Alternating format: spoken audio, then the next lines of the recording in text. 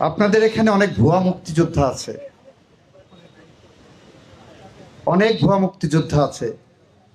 কেউ টাকা দিয়ে মুক্তিযুদ্ধের তালিকায় নাম ঢুকিয়েছেন, এবং যারা টাকা নিয়েছেন আমি চিনি তাদেরকে, আমি চিনি। আমি আপনাদেরকে আশ্বস্ত করছি, যারা টাকা নিয়েছেন ওই টাকা তারা হজম করতে পারবেন না ইনশাল্লাহ। আমি কথা দিচ্ছি, ওই টাকা কাদের কাছ থেকে নিয়েছেন এবং কারা ভুয়া মুক্তিযোদ্ধা তাকে দিয়েই সেই তালিকা আমি প্রকাশ করব।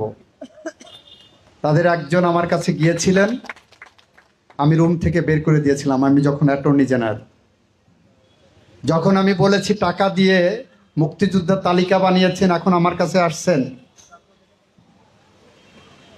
তদবির করতে, get out from my room, তাতে উনি একটু মনক্ষুণ্ণ হয়েছেন। তাতে আমার কিচ্ছু যায় আসে না। একজন দুর্নীতিবাজকে দুর্নীতিবাজ বলবো চোখে চোখ রেখে, সেখানে আমার বিন্দুমাত্র মুখ কাঁপবে না, বুক কাঁপবে না, ঠোঁট কাঁপবে না, গলা কাঁপবে না। এটা হলো আমার শিক্ষা। তারপর উনি বলছেন আমি তো নিইনি, যা টাকা নিয়েছি সব এমপি সাহেবকে দিয়ে দিয়েছি, সব দোষ এমপি সাহেবের। আমি দ্ব্যর্থহীনভাবে বলতে চাই, যে টাকা নিয়ে দুর্নীতি করে তালিকা করেছেন সেই টাকা আপনার পাই পয়সা হিসাবে ফেরত দিতে হবে। এখানে যে দোকান বরাদ্দ দেখছেন না, প্রতিটি দোকান বরাদ্দই করাপশন হয়েছে।